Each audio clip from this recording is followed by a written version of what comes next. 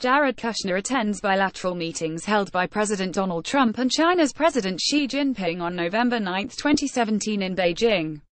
By Thomas Peter Paul, Getty Images. It has been 6 months since news broke that investigators were looking into Jared Kushner's meetings with foreign officials as part of their broad probe into whether the Trump campaign colluded with Russia during the 2016 election.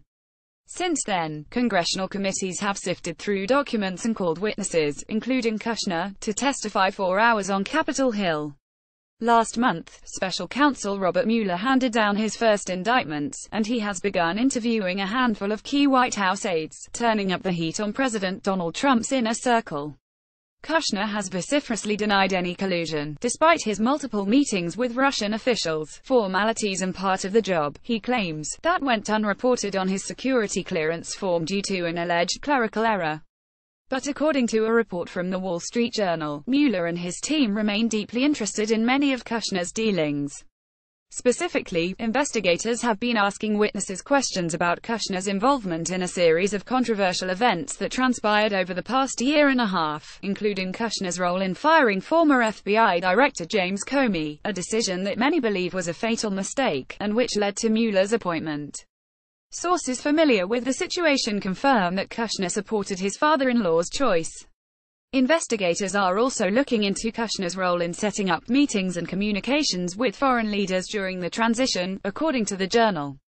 Kushner, who met with more than 100 officials in that time period, said he had 4 meetings with Russians.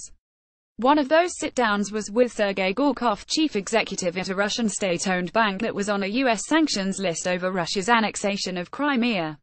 In an 11-page statement issued in July, Kushner said that he and Gorkov did not discuss sanctions or his family real estate business in their brief sit-down at the end of last year, but Mueller's team has reportedly questioned those around Kushner regarding the meeting. Also of interest, the Journal reported, is Kushner's involvement in a UN resolution passed last December condemning Israel's settlement construction in disputed territories after Israeli officials asked Trump administration officials, including Kushner, to help block it, even though Trump had yet to take office. The insight into Mueller's sustained interest in Kushner comes just days after congressional investigators expressed their frustration that Kushner may not have been completely forthcoming and truthful with 2 committees this summer in both his testimony and his document production.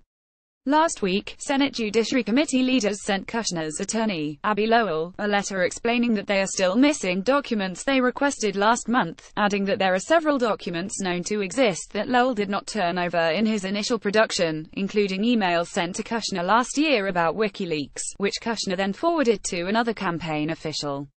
Despite evidence that he received and forwarded the emails in question, Kushner told congressional committees in July that he was unaware of any contact with the campaign and WikiLeaks.